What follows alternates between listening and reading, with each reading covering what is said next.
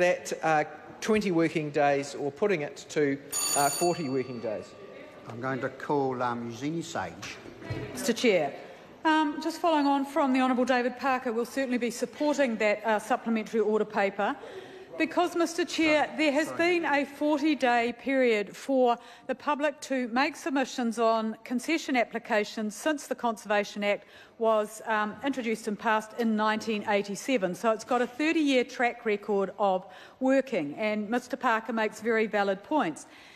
Conservation land is public land. All New Zealanders have an interest in how it is managed. And I take the Minister back to major proposals like the one in Fiordland for a big monorail. 18,000 people made submissions and spoke out to protect Te Wāhi Pounamu, to protect Fiordland's beautiful forest, to protect the Mavora Lakes from that monorail proposal. One of the difficulties with a 20-day period for making submissions is that the first time the public has an opportunity to actually comment on the proposal, to actually even understand it, is usually when the applicant and DOC notifies the proposal that the applicants put in.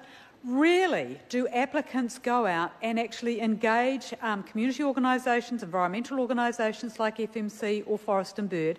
It comes to public attention when it's notified, when the assessment of effects and the supporting documents actually go into the public domain. So for big, complex projects like the monorail and like the bus tunnel, which was an 11-kilometre bus tunnel which had its portal proposed at the start of the Rootburn track, which would have completely ruined that experience, having the public only have 20 working days to get an understanding of that proposal is far too short. If you have a longer submission period, it means that submitters can go and talk to engineers, as they did in the case with the bus tunnel, to ecologists, as they did in the case of the monorail, and ensure that submissions are based on good analysis of the proposal and a good understanding of the potential effects.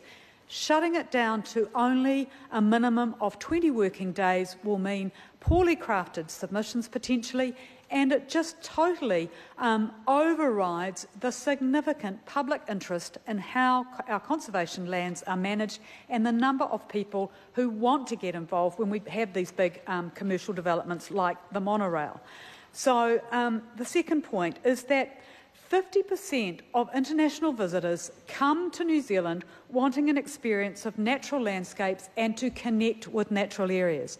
If we have poorly planned, poorly sited commercial development on our public conservation lands, we undermine that experience which attracts so many visitors and which, through tourism, supports a lot of our local, regional and national communities, recognising the contribution that tourism makes to our GDP. Now, there are some 4,000 concession operations, from tourism, from guided walking to grazing on conservation land. All of these deserve proper scrutiny. This bill, through Clause 181, by cutting in half the notification period, is consistent with the provisions in the rest of the bill which seek to reduce the public's opportunities to actually engage in decision-making. Third point, we have a major problem, and I want the Minister to enlighten us here.